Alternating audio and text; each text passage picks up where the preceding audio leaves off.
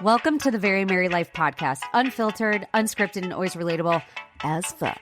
I'm your host, Mary Hendricks, and you might know me from Instagram as That Relatable AF Mama, who hopefully feels like an old friend at this point. And if not, hang tight and join in as things get real, honest, and probably a bit too TMI as I, and the help of some amazing guests, dive into all things mom life, marriage, sex, and more.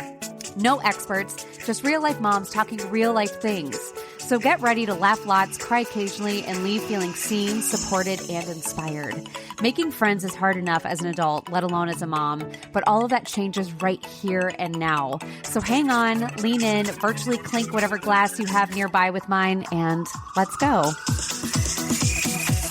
What's up, guys? Happy Friday.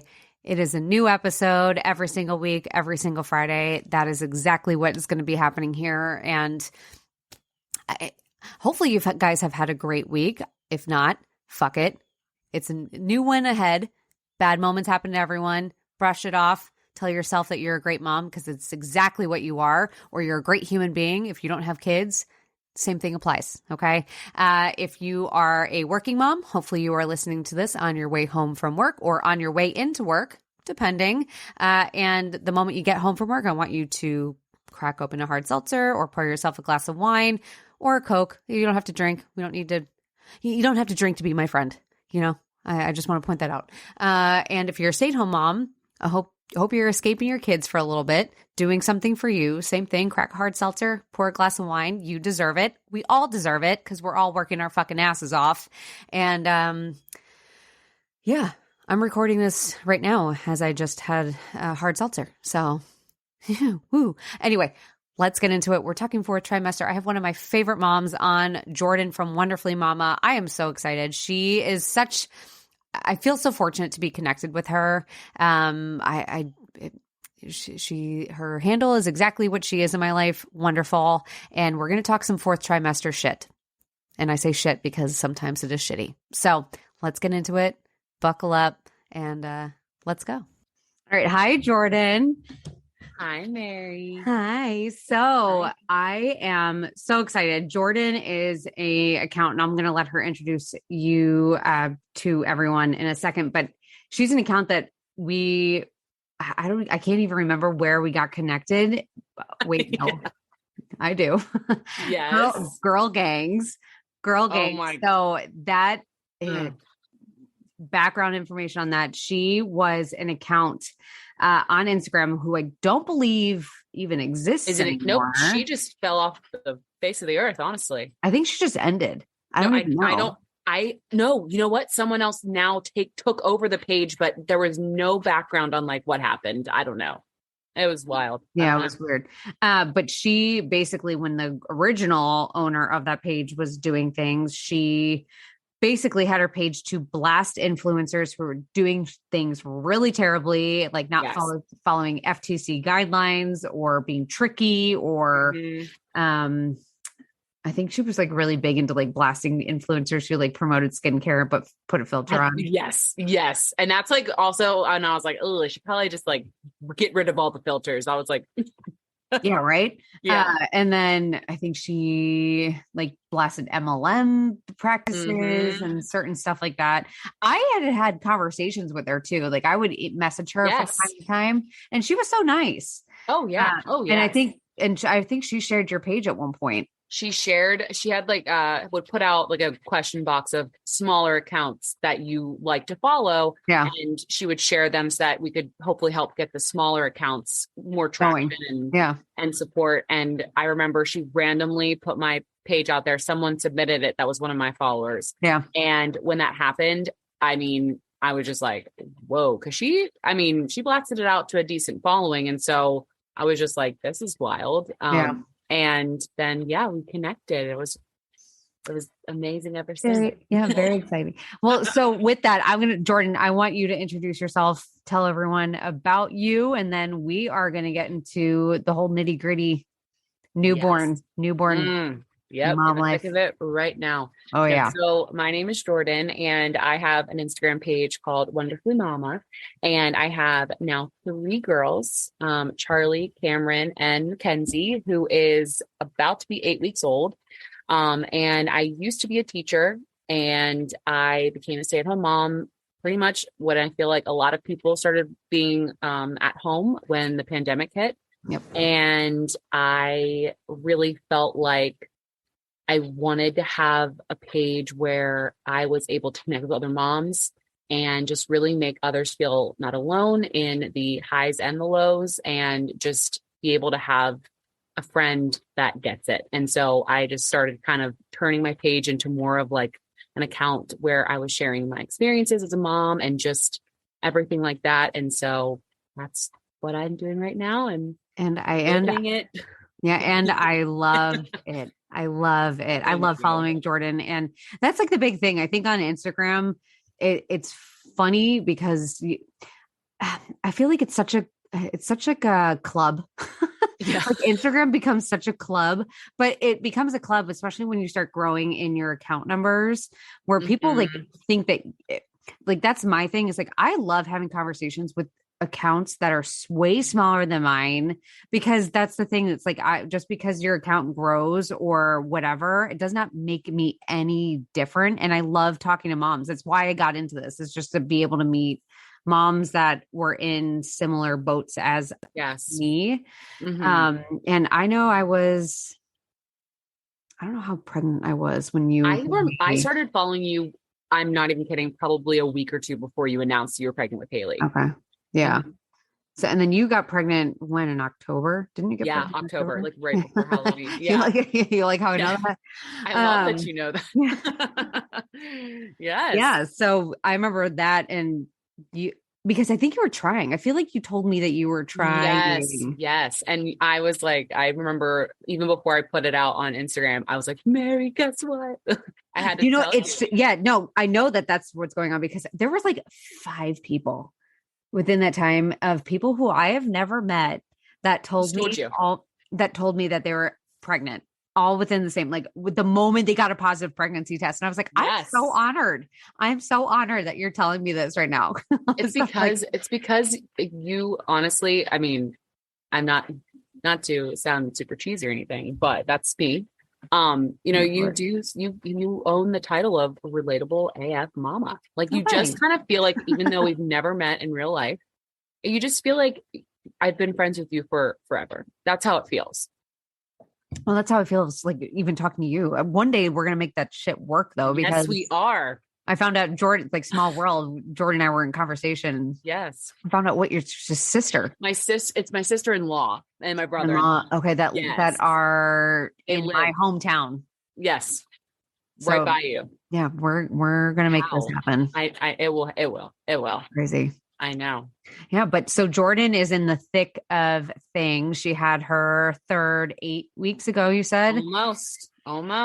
And we're going to talk 4th trimester. And for anyone that isn't familiar with what the 4th trimester is, because I never even knew that this was a thing before I got pregnant with my first, even my second. I don't even think I knew what the 4th trimester was until, like, I think probably after I had Spencer, and I kind of realized that, like, that's what was going on, but no one ever prepped you. You are prepped about the 1st trimester, 2nd trimester, 3rd trimester of pregnancy. No one tells you about the 4th after the baby is born. Nope. And that is the 12-week period after your baby is born. It is the tremendous shift in motherhood, where you just are dealing with newborn life, your postpartum life, your postpartum body, all the things that are going on in your own body.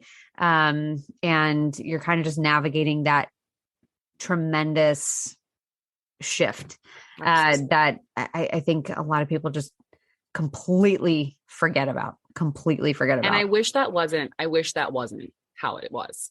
Well, it would help.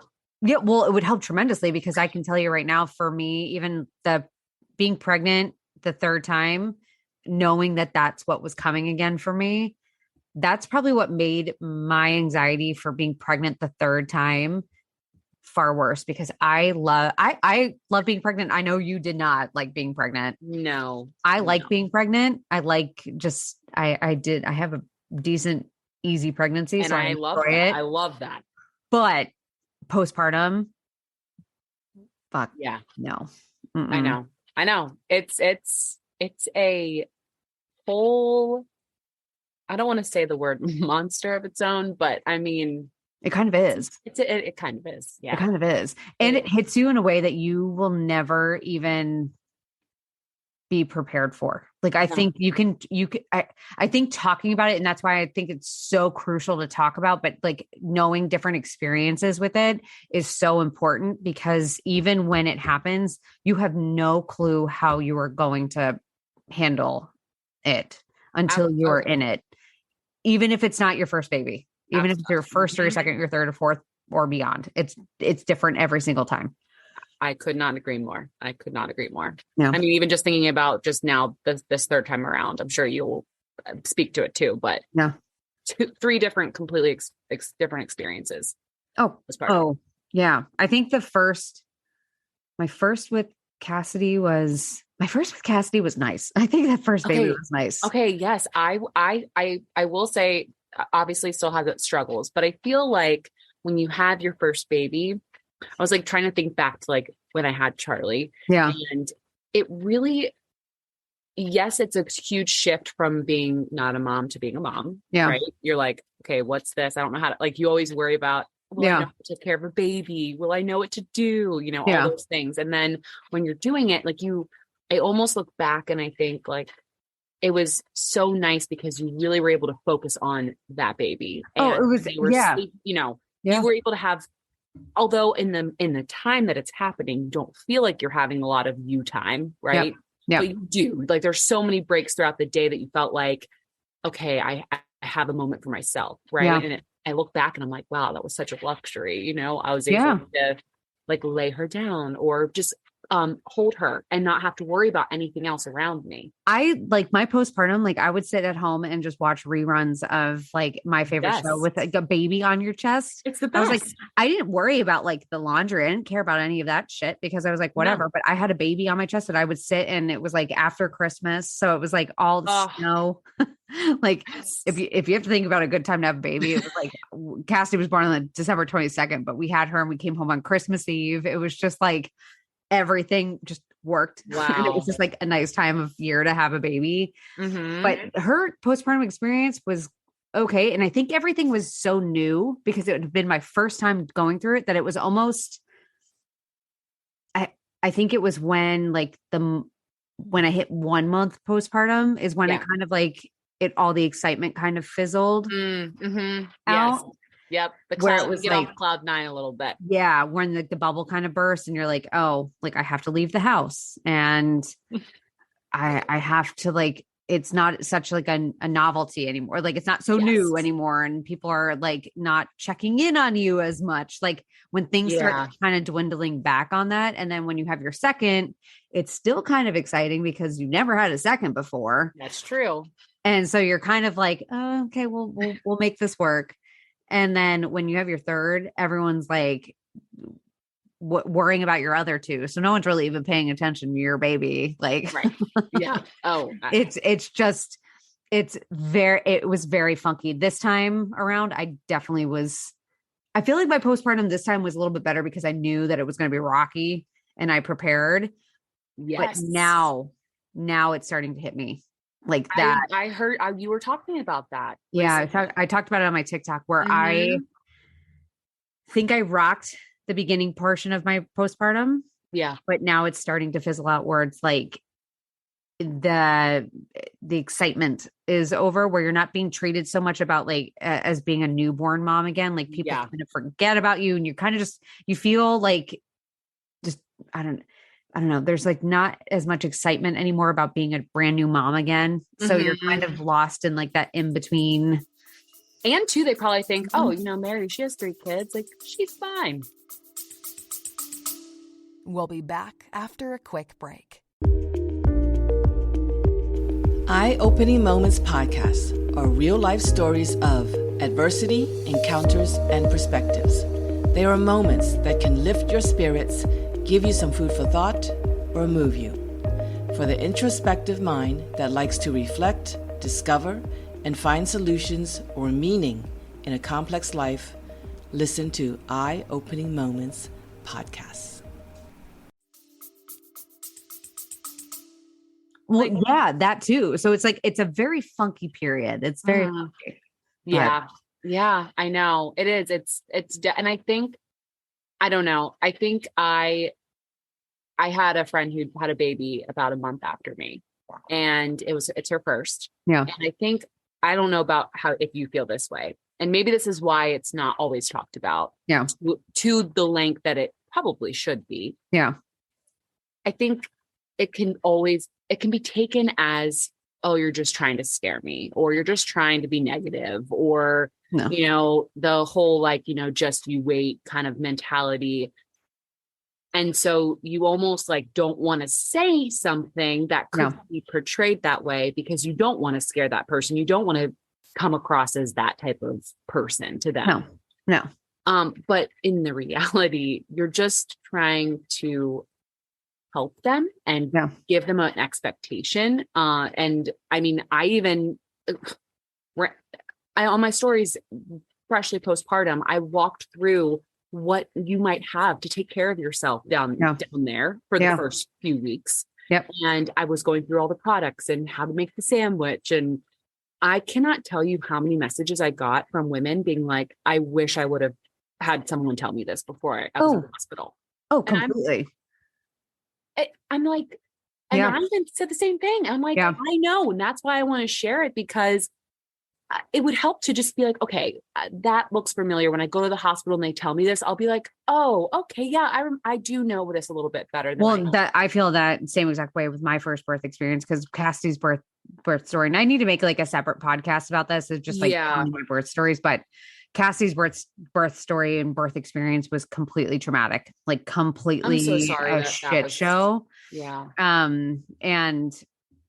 But I went into it. I didn't take any classes, because what I had known about childbirth was like my mom's experiences and what my mom had told me, basically of her saying that she went in, she got an epidural, she felt nothing, she pushed, and she got us out, and that was it. So I went in not taking any previous classes. I never took anything about breastfeeding. I never went in and took anything. I knew more about like being fit during pregnancy, because that was like my specialty. So that's all I focused on, about like exercising, but I had no clue about anything else. And when shit hit the fan, and then afterwards, I just was like, I never knew how to advocate for myself. Oh, I didn't know what questions to ask or what things to do. My mom, thankfully, gosh, I'll like forever be thankful for my mom during that time, because she came in and after I had casting, she was down in the NICU, but no one had told me that I could go and see her. So she was born at 7:30 in the morning, and no one told me until 3:00 in the afternoon that I could actually. Are you freaking kidding me? It was awful. I thought that I wasn't allowed. Okay. I'm like I'm postpartum hormones here, but I'm like wanting to cry for you. Oh, it was awful. Like even just thinking about, like, no one told me until then. And I laid in bed, and my sister and my mom came to see me in the hospital. And I called my mom 10 minutes after she was born. Like while I was still on the bed, the delivery bed, everyone had left, because what had happened was she was born at 7:30. So in hospitals, usually the shift. Right. So she was a code blue. So everyone and their mother had to come in. The people that were leaving the shift plus arriving for the shift all came into the room. Then shit hit the fan. But then immediately after she was out and she was assessed and said that she needed to go down to the NICU right away, they brought her down, and everyone then had to leave my room in order to do the transition for shift. So 10 minutes after delivering her, after this traumatic event, I was alone in my room, like completely alone. And because Kevin, I sent Kevin down. I didn't want to leave her. So I was like, go with her. So I called my mom all alone, and I said, she's out. And I just started crying. I said, I don't know what just happened. I don't know what just happened. And my sister and my mom arrived, and they came in the hospital room, and I just laid there in the bed in the postpartum wing. Yeah. And they're like, have you seen her? And I was like, no. And she was like, and then my mom called the nurse, and she said, can she go down and see her? And they're like, of course she can. And no one had told me. So then my sister offered to bring me down. She wheeled me down to the NICU. And while we were on our way, I started crying, because I said, Catherine, I didn't have the love at first sight. Like I didn't have that love at first sight that everyone talks about. Yeah. Because of the experience and just in general. I don't think it always happens to everyone. And I started crying and I said, Catherine, if you wheeled me out of this hospital right now and you brought me home, I don't think I would care that you did. And I said, I don't feel any connection. And she's like, you just need to see her. And the moment I did, then it all changed. But I was like, that right there was like, no one told me about this. Like I didn't know anything. Like I didn't know anything to advocate for myself, any questions to ask, like what to do. I didn't even know I could breastfeed her. My mom had to ask. Like no one told me I could try that. And you know what is that? First of all, I'm really sorry that was your first experience. Yeah, that's you definitely need to make your own episode about that, because I think that's going to help a lot of women who unfortunately I'm sure had a very similar experience as you. Yeah. But gosh, is that just a direct connection to how even just women postpartum are treated in at least the United States. Like, I can't stand even the paper that is the depression scale that you have to fill out, that I just feel like I could easily just lie on here. Like I could, and also the way that it's worded, anyways, that's a whole another topic. But but it's true. It's all part of the postpartum thing though, because like, I know for like this, so that first postpartum time was fine. My second with Spencer, I honestly don't remember shit from Spencer's. I feel really bad about that. And I just was talking about this the other day or yesterday when I recorded a podcast episode. I don't remember anything really from Spencer's pregnancy. I remember having him like in the hospital, and I remember being in the hospital, but because of COVID, I think the moment COVID hit, everyone was depressed. I don't think I had postpartum depression. I think the entire world was on fire. And I think I just shut down in order to like survive. No, but I don't really remember his infancy. And so I feel very similarly with Cam, my second, because it was September 2020. Yeah. So it was just kind of that postpartum period was my absolute worst thus far, at least at this point in time. Yeah. No. And then my third, I mean, Haley was fine, but Haley, so Haley's postpartum with her, and funny enough, and I think I talked to you about this when we were pregnant, I felt like a shoe was waiting to drop. The other shoe was waiting to drop. The entire pregnancy, I just was waiting for disaster to strike. And the moment she was delivered, I was like, okay, weight's been lifted. No disaster has happened, but now shit's going to happen. Yes. And I just absolutely like I got really bad postpartum anxiety with her.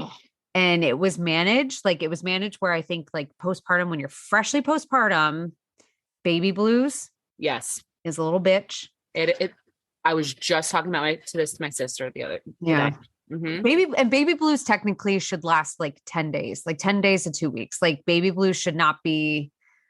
Yeah. It doesn't also take up like your whole day. Like you might have like little moments of it. Yeah. Like if you randomly just start crying out of nowhere, that's baby blues. Or if you're just feeling sad for some reason and you don't understand why, that could be just baby blues. If it goes on and it starts to encompass your day, then that's something worth looking at. Absolutely. And it was during that first 2 week period of like that baby blues that I just was such an anxious, territorial. Did you get territorial? You know what? I never got territorial. Oh, but I always was very anxious about, are they breathing? Yeah. Like, like I couldn't, oh my gosh, if I had to put any of them in the car seat, no matter how many times I researched like how to put them in properly and car seat safety, still to this day, I'm not laughing, but I'm like relating to when you would be like, I'm just checking the rear view mirror to make sure Haley's in the car. I still do that. I still did that today. I was with her in the car and I still have a moment where like, when you zone out when you're driving, and all of a sudden you catch yourself that you zoned out and you're like, wait, holy shit, did I forget her in the parking lot? And then all of a sudden I'm like the worst feeling. Yes. It's the panic that just sets in. You're looking, I'm like, oh, okay, good, thank God. But awful. But that was rough. And I've done pretty well, except for when she put a feather in her mouth last week. Then that was interesting. Thankfully, we're good. We're out of the woods with that one. But that's like just the postpartum anxiety was the thing that hit me this time. that I wasn't expecting. Yeah. Yep. I almost feel like it gets, at least for me, each time it feels like it's getting stronger. Yeah. Because I feel like I truly know what it means to then be pregnant and then have a baby, and that it's actually a human that I care and love. Yeah. And like want to protect. And I almost feel like because I understand that more and more each time. Yeah. That's where I feel like it presents itself sometimes even stronger. Like I feel like even recently I'm having like just intrusive thoughts, which I feel like that's something that never heard about in my life. I remember I started feeling like with Cameron, I would have them and I would be like, no, stop it. Like, I don't want to visualize that. I don't want to think about that. Oh yeah. And I remember I saw a TikTok about intrusive thoughts and I was like, this is a thing. Like, this is real. It's more like what if scenarios. Oh, yeah. Where it's like you're walking down the stairs and I'm like, what if I trip and fall? Yes, I can't. And then you literally feel like you visually see it happen. Oh, it visually happened. And it will happen to a point where then I have to stop and like, I get nauseous and I have to wait and I have to wait for it to pass and like, get it out of my head. And I'm like, hey, it's just a thought. Yeah. Oh, I know. It's definitely, that's something I feel like I had no clue that was a thing, but I know it's widely shared amongst many women postpartum. Oh, completely. You know what else was something else that I did not expect with postpartum and being in the 4th trimester? I knew that when, you always heard, you're never going to sleep again kind of comment. And you're like, thank you. I understand that newborns don't really sleep that well, but thank you. Then I talked about this on my stories, but the nighttime scaries. Oh yeah. Oh, that to me and if you're not familiar with that, it's basically where almost like when you have the Sunday scaries right before work, you're like, oh, it's coming. Like I'm just kind of feel this feeling of like, I guess I should say dread. I feel like that's it's right. Yeah. You're dreading it. Yeah. You're dreading it. Yeah. And because for me, it's like, I thrive on routine. I like to know what I expect. Like I want to know what is going to be happening. Yep. And so when you get to the nighttime and you know that it's about to be the time where we should be sleeping. Yep. But we don't know how much we're going to be sleeping, how long we're going to be up for. Nope. And you just feel like this anxiousness right around dinner time as the sun starts setting. Yep. And you're like, oh, I'm anxious. Yeah. And that was something I did not expect. And I felt that with every single one. It seems a little bit better this time just because I understand that it does get better. Yeah.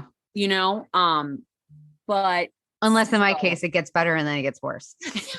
Well, I don't know yet how mine's going to go, but that's how I literally thought that this morning when I woke up and I was like, I haven't slept a full night in probably in 6 months. And that's we got lucky. We got like a month stint. I know. Of being good when she was like 3 months. And then after that, it was all downhill from there. But I'm like, it's been a long time since I have slept all night. But, and I used to feel that way. I don't anymore. And I was talking to someone about this and I was like, my biggest tricks, one is I don't think about it anymore. I don't. The moment I even used to freak about it, I'm like, it's sleep. I will get it at some point. Like I will figure it out and I will get it at some point.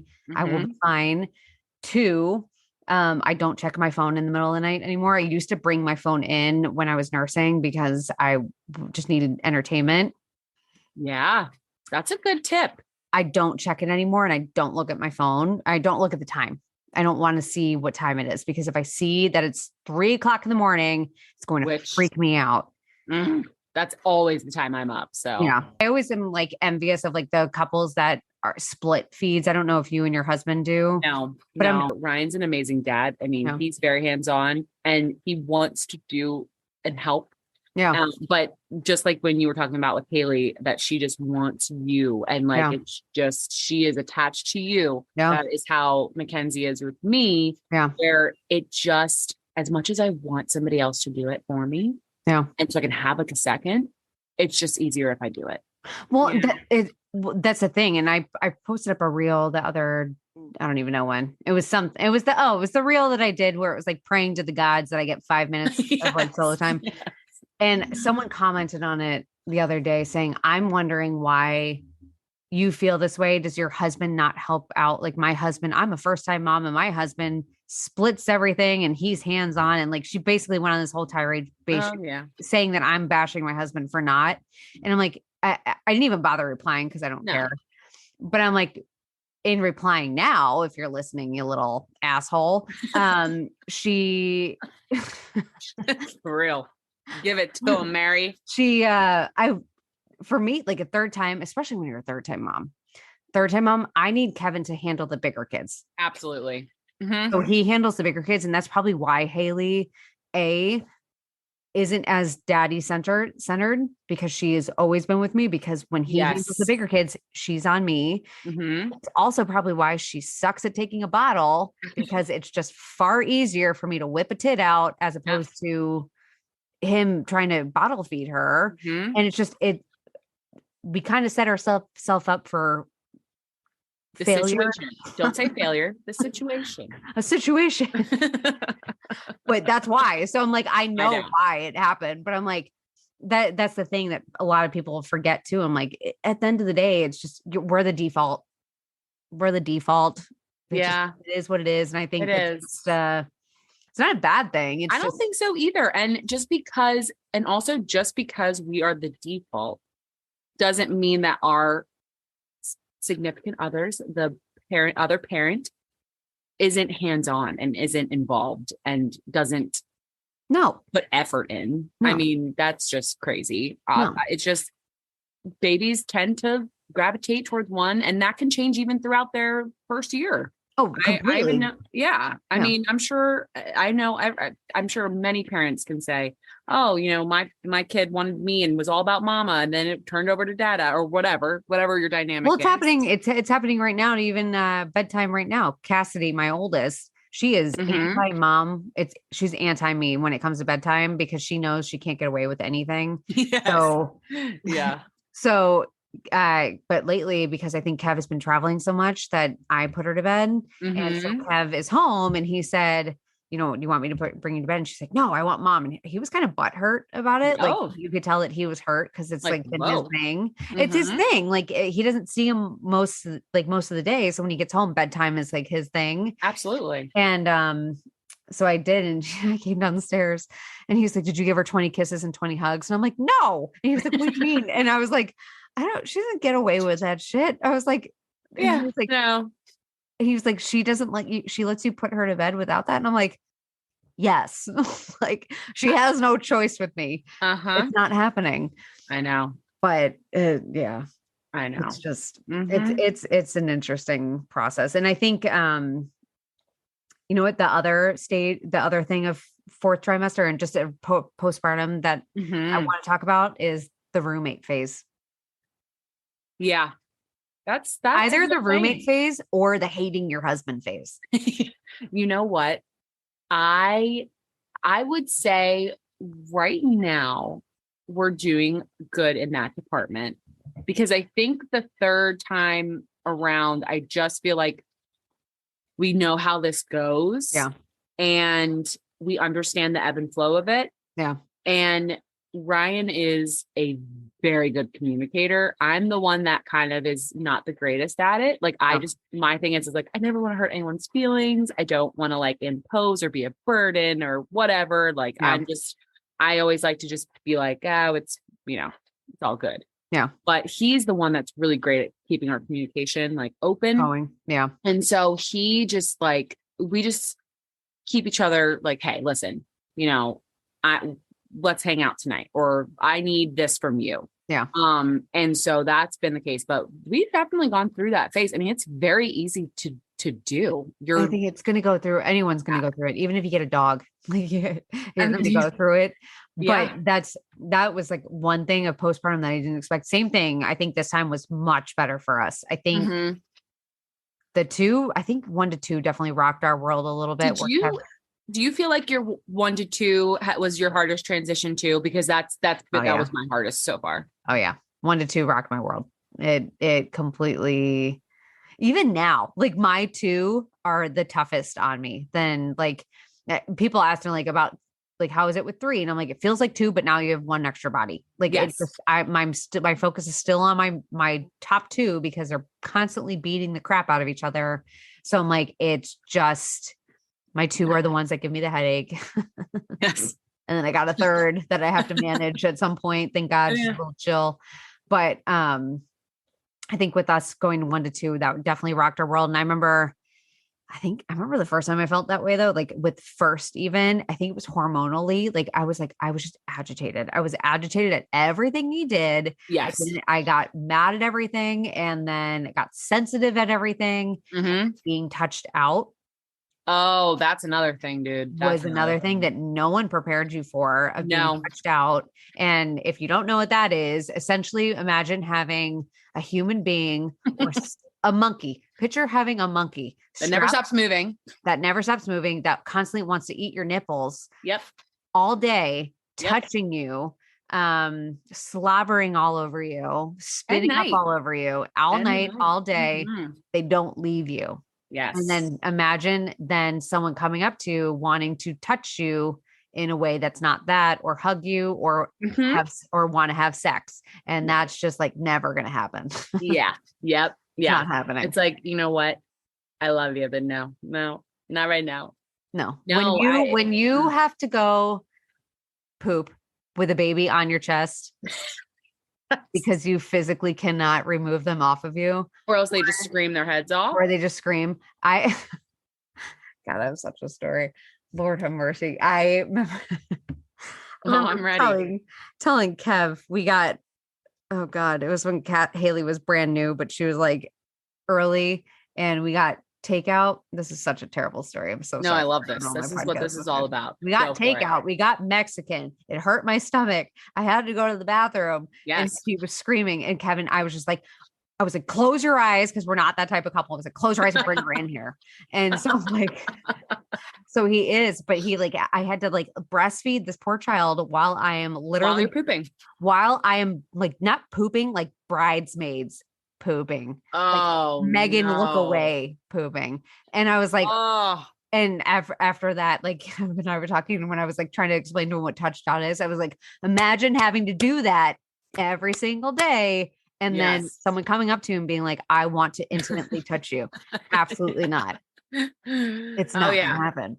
But I was like, that was another thing. But that's how you end up in the roommate phase, is just because you just become robots. Like you're just trying to get from point A to point B at the end of the day. And that whole commingling thing just kind of fizzles. Well, you're tired, you feel tired, you're spent, you took care of the kids all day, or you were working all day, and then you're trying to do the bedtime thing. And then you're just you finally get a moment for yourself to just relax. And you're like, I don't want to do anything. I just want to lay here. Yeah. Just lay here. Don't talk to me. Don't touch me. Just marinate. Let's just stare straight forward and figure out what next day is going to be like. And I think that's hard, but I think what you were saying with your husband, communication is the key. Do you guys have you kind of try to do once a week, you get a moment where you guys are together, or do you a monthly thing, or what do you guys? Are you talking sex, or just No. I was like, if you want to go, no, just even just spending, quality time when you guys are together. Usually, every night if we can, then we try. Right now, us on here, he knows it's important that I'm getting these done. So I'm it was another night. I was just hang out, and he's like, it's fine. He doesn't care because he knows it's important to me. But usually it's every night once the kids go to bed, we just pick a Netflix show or movie, or we try to do that.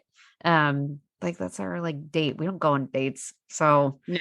We don't have time. How do I even find the time to do that? Nor let alone, I'm not hiring I have a babysitter. I've just hired a babysitter. I told you that, but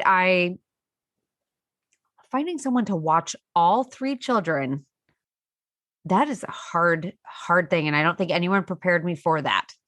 It's one thing to find a babysitter for 1. It's enough to find a babysitter for 2. When you got 3, holy shit. Yeah. And not to mention, you're in a situation where Haley isn't letting anybody else feed her. No, or hold her or hold her. So how do you do that? Yeah. It doesn't Like happen. it's, So yeah. It's not even happening. This is my cat. Oh, Sorry. hi.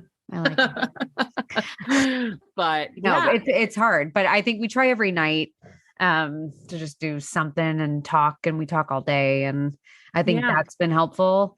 But it just, I mean, I think that's one thing that I didn't expect. And I think it's got easier, but for anyone listening, if you're going through that, it's not uncommon. No. Communicate, like, be annoying about it and talk. And I think try to explain what's going on in your head, because I think a lot of guys, like when I shared that reel or TikTok that I made, one of the comment responses was like from a guy saying that they were jealous. They said you have this baby, and then I'm jealous that like all this energy gets focused. And a lot of people bashed this one dad that was saying that and saying like, well, you sound like a child and things like that. And I'm like, no, I kind of understand that. I understand that. Like You're getting all your attention. All the attention is gone to this baby, and it's no longer on the relationship, and it's completely gone. And they didn't expect that. Like no one's expecting that, but I think it's just a two-sided thing to figure out and talk to your spouse, see how they're feeling,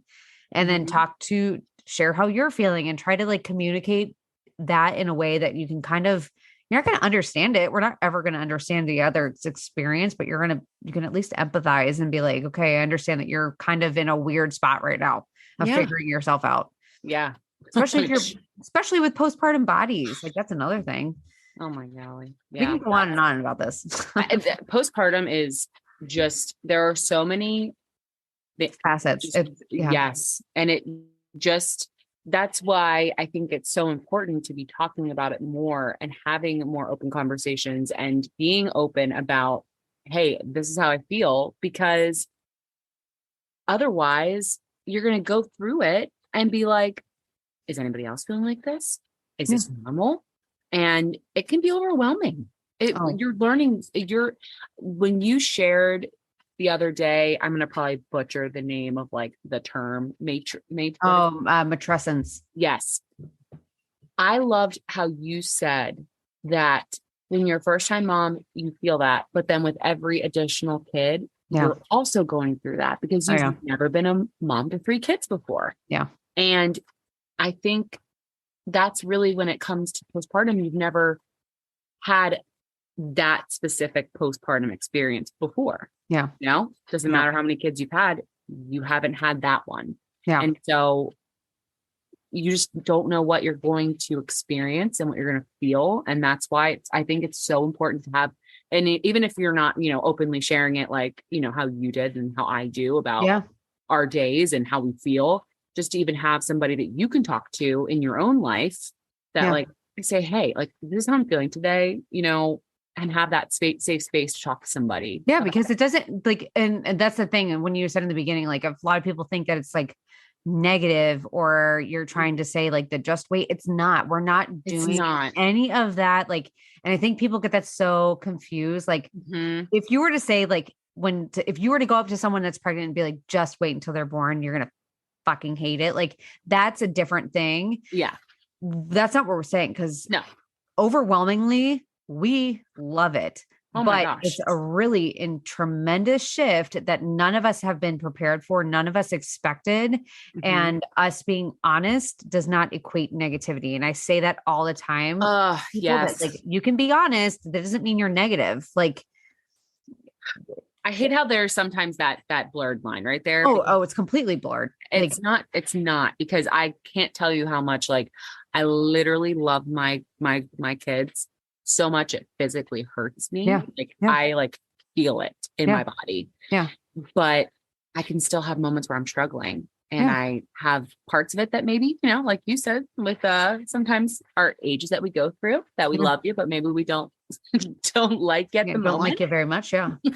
I mean, that could be some parts of being postpartum too. Like you just might not like a certain thing about it or the way you feel about your body yet. But I love how you are open about how you feel about that and kind of your journey through that, especially probably from your perspective of being previously a personal trainer. I mean, you have a unique perspective Yeah. And so it's just, I wish that we were all more honest and open, and then allow that to be received in the way that you're trying to share it. You know what I mean? Yeah. Because sometimes that's like the biggest thing is I don't think even us talking, like I say this all the time, like if you're new to this podcast, I'm not having anyone, I've yet to have experts on, and I'm not really even gunning to have an expert on, because I don't need necessarily like tangible things to walk away from. And there's nothing that like Jordan and I are saying that like, if you do A, B, and C, you're going to feel better. No. Just being heard. And I hope that if you're listening, you just feel like shit. Yeah. Like this is what's going on, because I think just even feeling like you are less alone, or just feeling like you're being listened to, like listen to, like, I always say that to like my best friend. If like my best friend comes to me and she asks for advice, I'm like, do you want me to listen or do you want my input? What do you want? That's a complete difference. Sometimes you want input, and other times you don't. Sometimes you just want to vent and you don't want any response back. Absolutely. So it's like, if that's what's going on, like that's what you can expect here. It's just like, I hope you're nodding your head if you're listening and being like, holy shit, I feel all this. Yeah. And I think that goes without saying, like just who you are, that people that are listening are going to feel that for sure. Oh, I hope so. Absolutely. I just love you. Oh, I love you.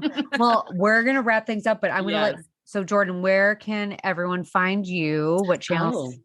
Oh, okay. No, so I have my Instagram page, which is at Wonderfully Mama. Yep. And then I do have a TikTok, trying to get all, I love Jordan's TikTok.